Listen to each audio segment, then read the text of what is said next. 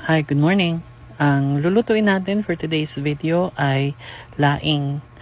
Isa ito sa mga favorite na ulam namin growing up kasi yung nanay at tatay ko, pareho silang Bicolano. Pero yung laing ng mama ko, mas ginagamit niya yung fresh na dahon and then yung stalk.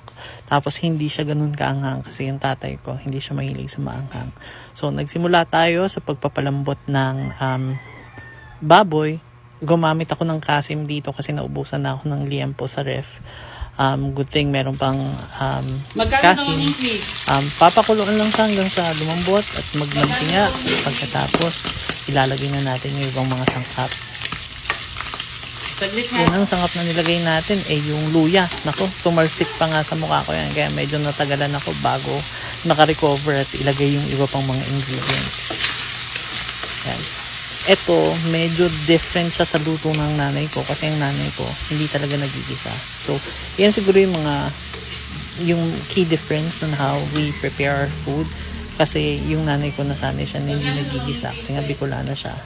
Dito naman sa Bulacan, parang lagi tayo nagigisa. Kahit ano, laging ginigisa yung mga bawang sibuyas or luya. Yan, so nilagay na natin yung luya. Hinihintay lang natin siyang pumula ng konti para mas lumasa. Tapos ilalagay na natin yung mga tirang sangkap. Ayan, nilagay na rin natin yung bawang, yung sibuyas. Tapos halu-haluin lang yan. Hintayin lang na maging translucent yung sibuyas. Tapos yung bawang bumango. Pagkatapos nyan, ilalagay na natin yung iba pang mga sangkap para sa ulam natin today, which is laing.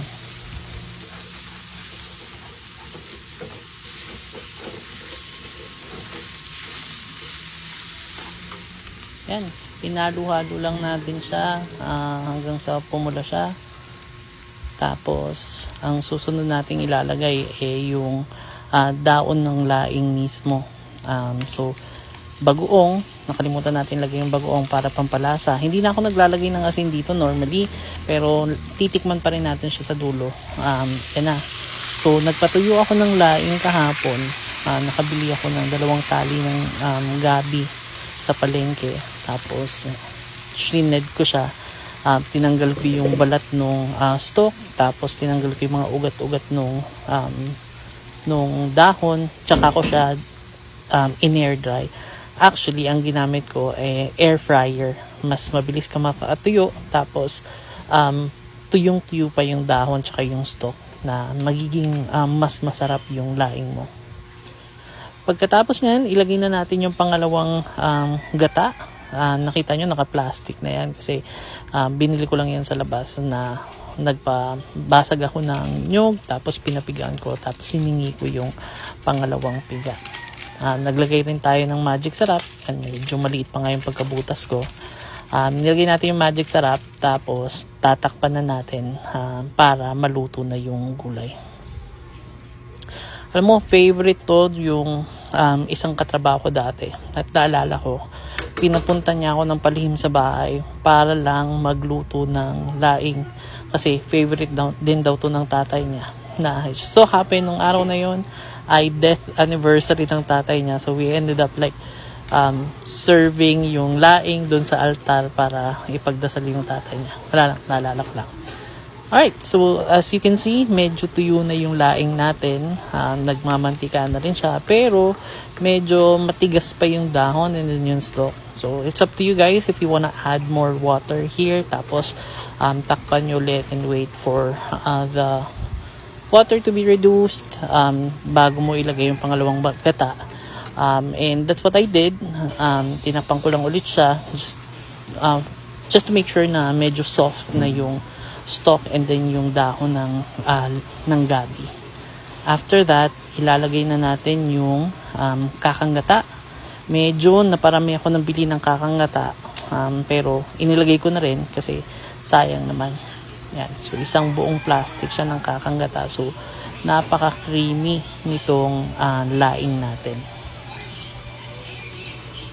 Kung meron kayong gustong ipaluto sa susunod, don't hesitate to put a comment. And titingnan natin kung kakayanin ng budget at titingnan natin kung kakayanin ng skill natin yung ulam na gusto nyo ipaluto. Nagdagdag din nga pala ako ng sili dito kasi nung tinimplahan ko siya or nilasaan ko siya, parang hindi pa siya ganun kaanghang.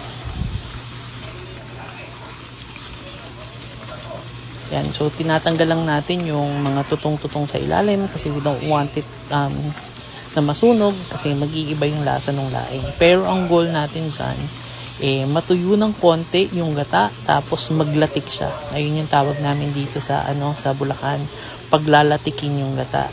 Ibig sabihin, ma-reduce yung water tapos lalabas yung mantika, yung natural oil ng coconut. Dito sa parte na to, as you can see, tinatanggal ko yung mga dumidikit sa gilid ng pan. Hindi na kasi non-stick yung pan ko for some reason. Siguro kasi lagi ko siyang ginagamit. So, medyo dumidikit na yung mga yung ulam sa gilid ng pan, especially kapag nasusunog siya. Pero, one thing that I can assure you, magagamit pa rin siya at masarap yung luto dito sa pan na to.